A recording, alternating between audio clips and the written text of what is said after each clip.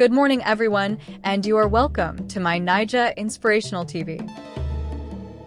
Fresh waves of xenophobic attacks and anti-immigration protests in South Africa have once again raised serious concerns across Africa, with Nigerians among the worst affected.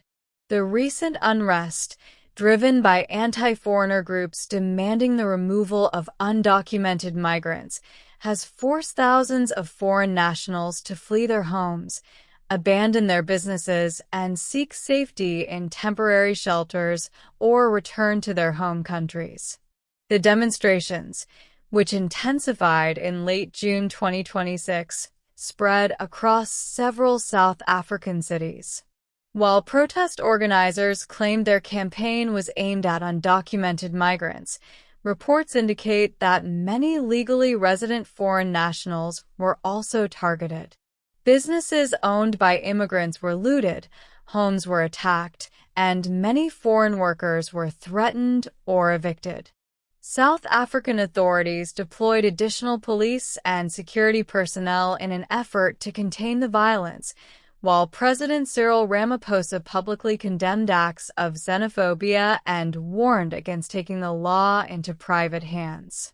For Nigerians living in South Africa, the situation has become increasingly frightening. Many have shut down their businesses, remained indoors, or sought assistance from the Nigerian High Commission. Others have chosen to return home after losing their livelihoods and fearing for their lives. Reports indicate that the Nigerian government has continued efforts to evacuate citizens willing to return voluntarily. Adding to the growing tension was the reported killing of a Nigerian businessman popularly known as Big Joe, who was allegedly shot dead outside his business premises in Witbank, South Africa. The incident has sparked outrage among Nigerians both at home and abroad, with many calling for a thorough investigation and improved protection for foreign nationals. At the time of writing, authorities were continuing investigations into the shooting, while community leaders urged calm and justice for the victim. The renewed violence has once again highlighted the recurring problem of xenophobia in South Africa. Over the years, immigrants from Nigeria, Zimbabwe, Mozambique, Malawi, Ethiopia, Ghana, and other African countries have repeatedly faced attacks fueled by economic hardship, unemployment, misinformation, and anti-immigrant sentiments. Human rights organizations have consistently argued that migrants are often unfairly blamed for crime and job shortages despite evidence showing that these claims are largely unsupported. The impact on Nigerians has been severe. Beyond the loss of lives, many have suffered financial ruin after businesses were vandalized or looted. Families have been displaced, students have experienced disruption to their education, and many now live in fear of further attacks.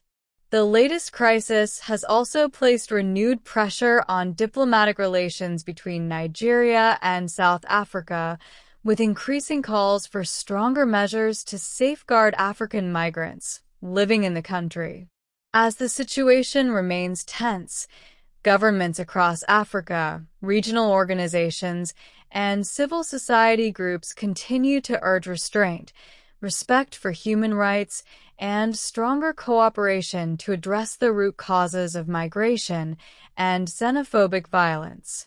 Many observers believe lasting peace can only be achieved through stronger law enforcement, economic reforms, and greater efforts to promote African unity rather than division.